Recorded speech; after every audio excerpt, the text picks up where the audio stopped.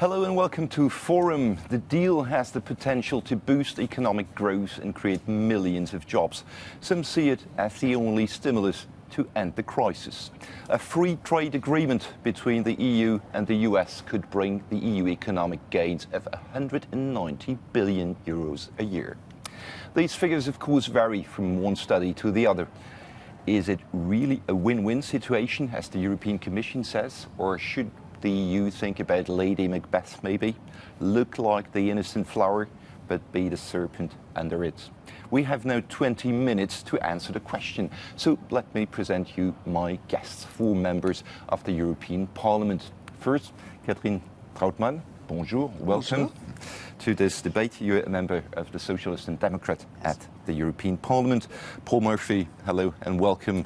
You're a member of the Great Green United Left at the European Parliament from Ireland. On the other side, Mr. Jacek Saryusz-Wolski from Poland. You're a member of the European People's Party. And on my left, again, David Campbell Bannerman. You're a member of the ECR, the European Conservatives and Reformers at the European Parliament.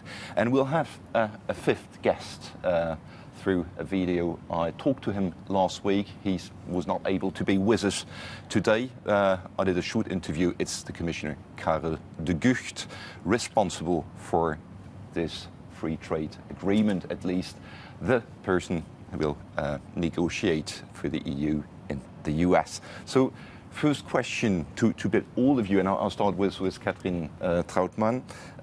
Well, might there be something hidden, because every talks about this free trade agreement as something absolutely marvelous? What do you think? Je pense que les États-Unis, comme l'Union européenne, cherchent le moyen de trouver une croissance durable.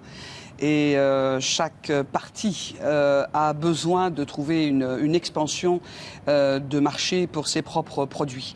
Le marché européen est attractif, c'est évident, il est solvable, il est riche, il intéresse les États-Unis. Nous avons intérêt pour nos entreprises aussi à pouvoir avoir un débouché supplémentaire. Après, il faut analyser le contenu de la négociation et tout l'enjeu, c'est le mandat tel qu'il sera défini pour la Commission. The mandate, Paul Murphy. Do you see, will you have, as members of the European Parliament here, something to say within these negotiations? Anything to say, at least? The Parliament will have the right to say something, and the European Commission will have the right to ignore it. That's what happens. You have a complete ignoring of the democratic process. You have negotiations conducted in secrecy, in the interest of big business, not in the interest of ordinary people, and then presented to the Parliament as a fait accompli at the end of the process, where we're allowed to say yes or no. The mandate has been leaked, thankfully, and you can see, again, it isn't in the interest of people. It's the aim of negotiations is to reach the highest level of liberalisation. It's an agenda in the interest of European big business and in the interest of US big business. Jacek Saryusz-Wolski, not in the interest of people. Do you see it like this too? I don't think everything so. Which is in the interest of the economy is in the interest of people. But let me say that is perhaps one of the few positive sides of the crisis, that it forces us to do this long overdue thing, because since decades we talk about TAFTA and all other transatlantic free trade arrangements. So finally maybe we'll jump on this possibility of having a wealth-creating machine. But also let me underline that it's not only about wealth creating and job creating, by the way, but it is about geopolitics also. It is how to face the challenges of the world economy together, we Europe and they America. So we Europe, they America. David Campbell Bannerman, I'll come back to you in a minute.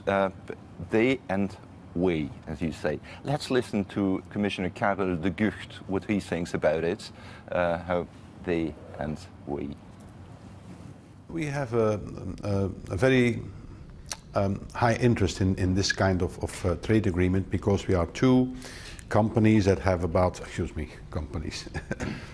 No. Now I think we have a huge interest in this kind of free trade agreement. It would be a free trade agreement between the 2 biggest economies in the world, who have about the same degree of development, of maturity. So it's very balanced, and that makes it possible to create win-win situations. David Campbell Bannerman, well, two continents, 2 companies, a win-win situation. Do you see it like this? I mean, there was The World Company was there. I was quite surprised during this interview that he has this lapsus. Well, I can't speak for the Commissioner, but I think broadly it is a very good agreement. I mean, you're talking about 60% of the world's GDP combined, you're talking about a third of world trade. And even if you cut tariffs, as in the first pillar it suggests cutting from 4% to 0, that's going to have a huge effect on all of us. And I think it's good for growth, it's good for the economy. Catherine mentioned, you know, the value of the European market. Well, it's not very valuable at the moment. It needs to be stimulated. And we would all benefit from this. So I don't actually see much of a downside on it. But as Jacek Saryusz-Wolski just told us, it's also a geopolitical question. So let's talk about China. What will really be the counterpart? Will we really be a heavyweight now in negotiation, Catherine Trautmann? Ce que nous constatons, c'est que nous avons eu beaucoup de mal à maintenir des accords multilatéraux en matière de commerce et d'échange. Je regrette qu'on soit obligé de passer des accords bilatéraux. En même temps, nous avons su défendre nos intérêts dans le cadre de l'accord SWIFT, dans le cadre de l'accord ACTA, pour montrer que nous avions des standards en Europe que nous ne voulions pas perdre. Nous connaissons la force avec laquelle les États-Unis défendent l'entrée de certains produits, sont aussi capables dans les marchés publics de fermer un peu leur marché aux entreprises européennes. Donc c'est vraiment sur la réciprocité que nous avons besoin de trouver un équilibre, et ça peut être une leçon, je dirais, pour d'autres partenariats, en particulier avec les Chinois. Parce que les Chinois sont, de ce point de vue, encore loin d'être véritablement engagés dans une vision et dans un partenariat international au sens où nous l'entendons. So Swift ACTA, we clearly talk about data protection here. Is there any risk? Most people say there is a risk, Mr. Saryusz-Wolski.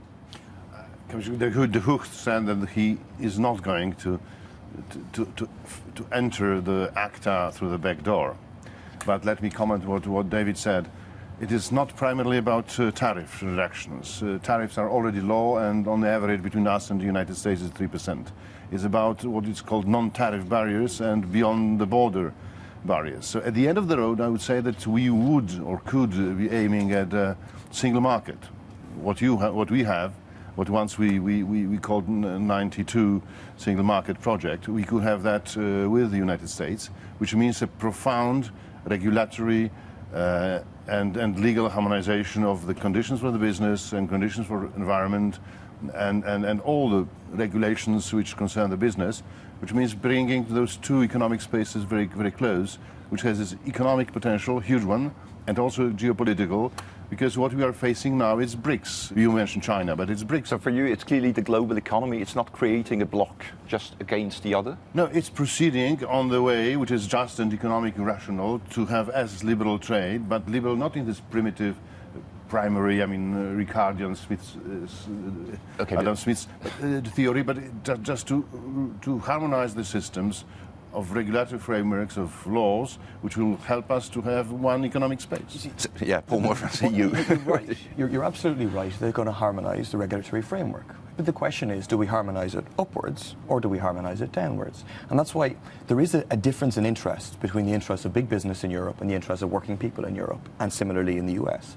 And it's in the interests of big business in both sides of the Atlantic, and they'll try and use this to bypass a regular framework of parliamentary democracy, of discussion, of debate, in order to drive down standards in terms of social standards, environmental standards, labour standards. That's what is going to be attempted here. Are we going to have European or American standards when it comes to hormones and beef? Are we going to have European or American standards when it comes to GMOs? Are we going to have European or American standards when it comes to liberalisation of public services? And in that respect, Europe is more advanced than the US, and that's the interest of European big business. But on all of those things, I think working people have a different interest on both sides of the Atlantic against the interests of big business.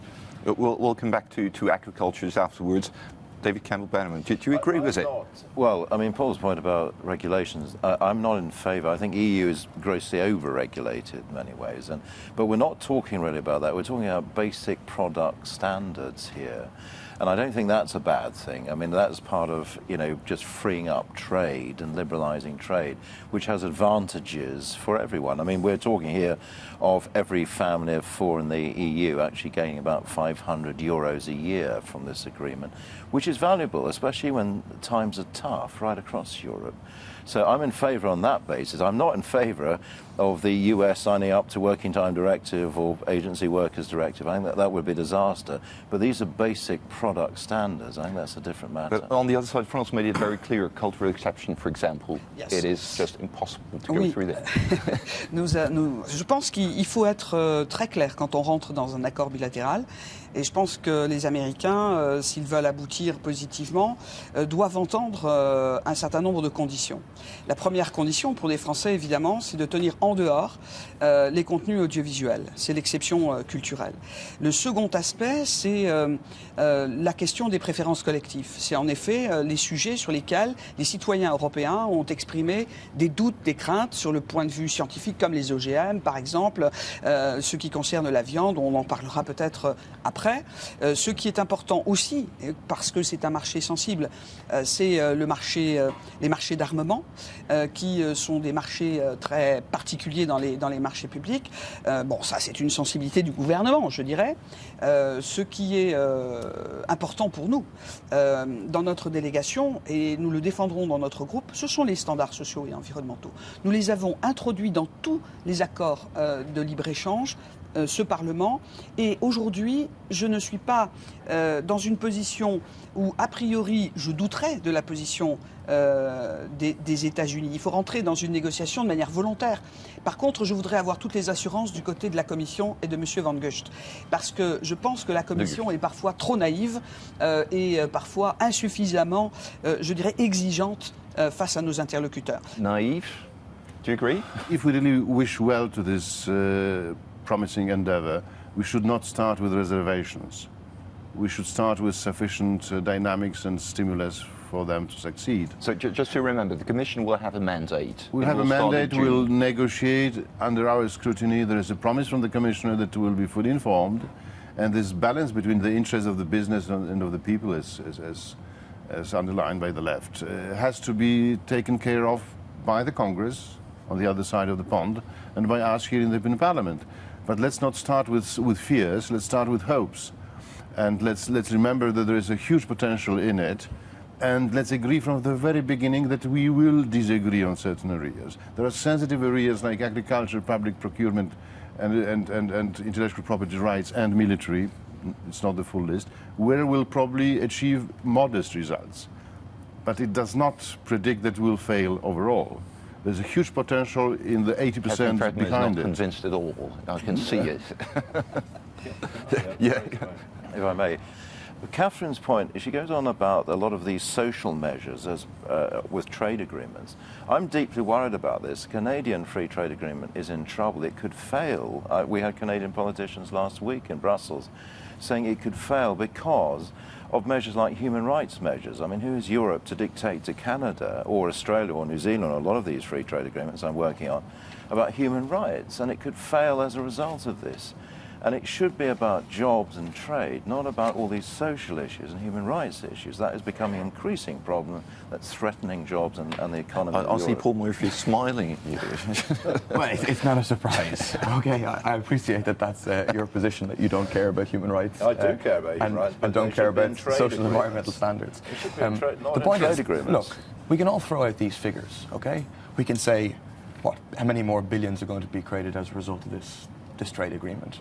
I could pretend that human rights are going to be improved as a result of this trade agreement. I mean, it's rubbish. Where did they come up with these figures? You look at NAFTA, right, the North American Free Trade Agreement, which in terms of the relationship between the US and Canada is probably the closest to this in terms of two developed capitalist economies. And loads of jobs, millions of jobs were promised, American workers, for example. And studies suggest that over 600,000 jobs have been lost as a result of that agreement. At the moment, because of something you have in that agreement that it looks like in the mandate they want to get into this, a so-called investor-state dispute settlement mechanism, which gives big business privileged access to justice. There's $2.5 billion worth of cases pending at the moment of US corporations taking cases against Canadian states, arguing that their rights have been infringed. And that includes a case where Quebec introduced a moratorium on fracking, which is a big issue in Europe, and a major US corporation feels that infringes their right and is suing Canada or suing Quebec for a massive amount of money. And that proves the point. This is not an agreement that is going to be negotiated in the interest of ordinary people. I mean, big business is basically at the table here. They've privileged access on both sides, whereas trade unions, civil society have no access whatsoever. So you say it's a win-win situation for companies? Absolutely. Oh, okay, we'll come back to it such as that. We talked about agriculture, of course, chlorinated chickens, GMOs, everything. You can hear it already. Let's listen to Karel de Gucht, what he thinks about this. Let me give you two examples on hormone beef, for example. Well, probably the United States, if we come to an agreement, will get a quotum to import beef, for example, into the European market, but it will have to be hormone-free beef. And they will do so. They are going to create a proper production line for hormone-free beef. Same for GMOs. So we already have a procedure to authorize GMOs. We have several GMOs authorized, 47 for animal feedstock and 2 for human consumption.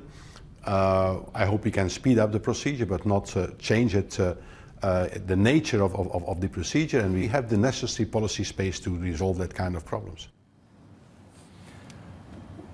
Do you believe that they will have a special line to produce GMO-free, hormone-free beef? Why not? Yes? Yeah, why not? I mean, I think, you always have to, if you're exporting, you always have to follow the rules of the country you're exporting to, whether it's Japan or China, whatever it is.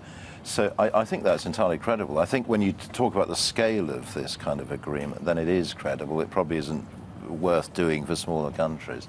But for this agreement, yes, I think it is a credible proposition, yeah. Credible, Catherine Trautmann? I think we must discuss that because... you just started in French, I'm so very... I'll ask you to continue in French, please. Yes. But even we know we speak perfect English on it.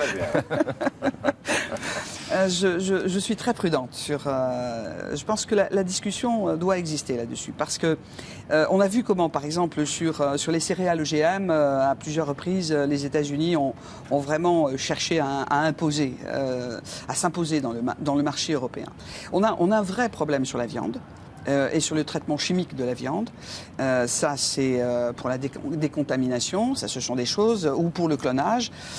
Et donc, là-dessus, je pense que les États-Unis doivent entendre que nous avons des standards qui sont des standards de qualité. Nous avons une crise sanitaire. Cette crise sanitaire nous a donné des leçons.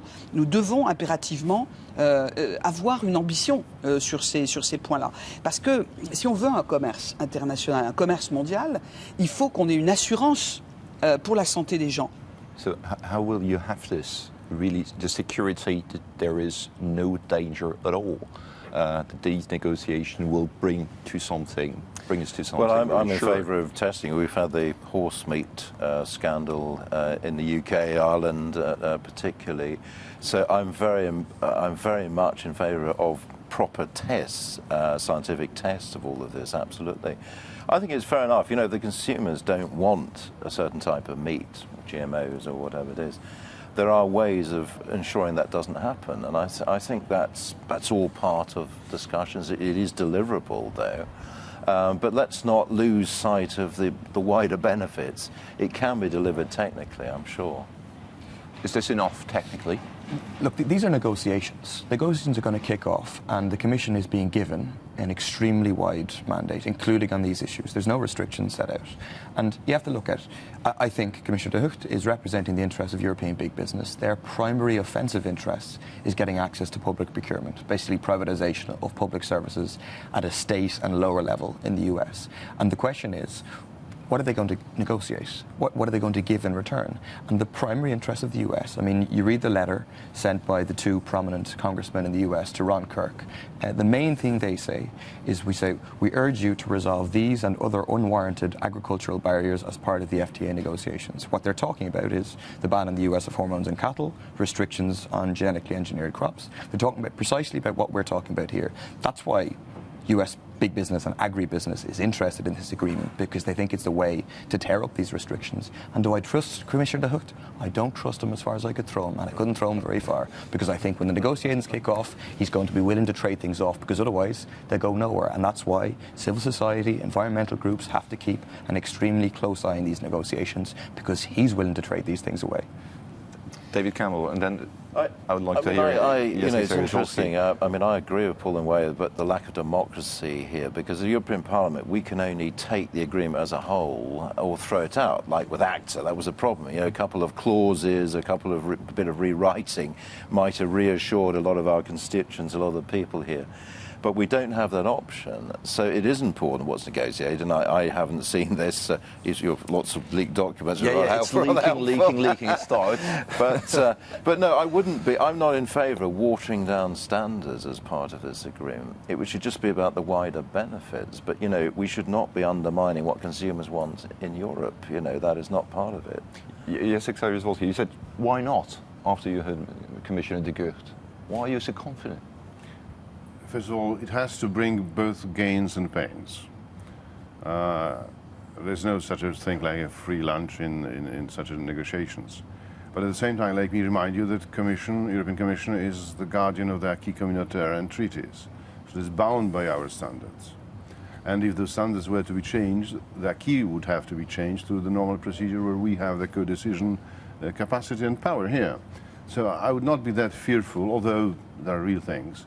And here I would agree with the general recommendation. European Parliament should be involved on a day-to-day basis in the negotiations and currently informed. And that's the promise. And we should ask Mr. Commissioner to deliver, and if not, he would be in trouble. Catherine Trautmann, you seem to disagree a bit. Non, ce que je voulais dire, c'est que je trouve que cette commission qui arrive à la fin d'un mandat, dans une situation où elle n'a pas un bilan extrêmement remarquable, est en train de vouloir aller très vite sur l'obtention d'un mandat extrêmement large qui, au fond, oblige le Parlement, d'une certaine manière, à lui exprimer une confiance qui n'est pas, je dirais, totalement, pour moi, 100% justifiée.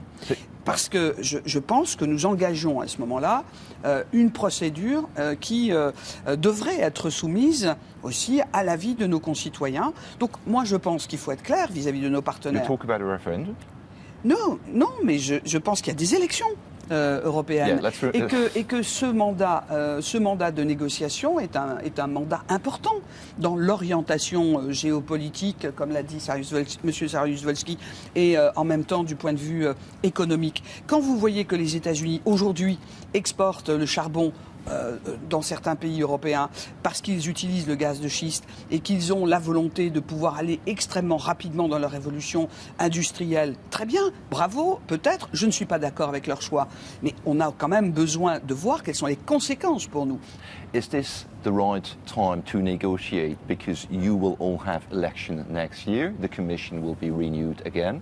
They'll just do whatever they want, because I think you'll have something else to do within the real pressure time of negotiation. There's never a good time in the sense that sometimes it's too early at the beginning of the mandate or too late.